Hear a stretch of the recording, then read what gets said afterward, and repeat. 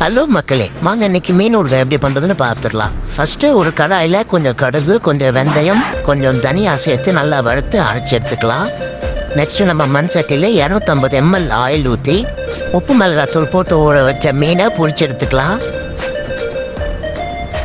Next பொரிச்செடுத்த அதே எண்ணெயில் கொஞ்சம் கடுகு, கொஞ்சம் வெந்தயம் சேர்த்து நல்லா பொரிஞ்சு வந்ததும் 3 காஞ்ச மிளகாய் கிள்ளி போட்டுக்கலாம். கொஞ்சம் கருவேப்பிலை போட்டுக்கலாம். அடுத்ததாக தனி மிளகாய் தூள் போட்டுக்கலாம். மல்லித்தூள் ஆட் பண்ணிக்கிறோம். தேவையான உப்பு போட்டுக்கிறோம். அதை நல்லா கலரி விட்டுட்டு பொரிச்சு வச்சுருக்க மீனை ஆட் பண்ணி நல்லா கலரி கொதிக்க விட்டுக்கலாம். நெக்ஸ்ட்டு கரைச்சி வச்சுருக்க ஒரு லெமன் சைஸ் புளியை ஃபில்ட்ரு பண்ணி ஆட் பண்ணி கலரி விட்டுடலாம்.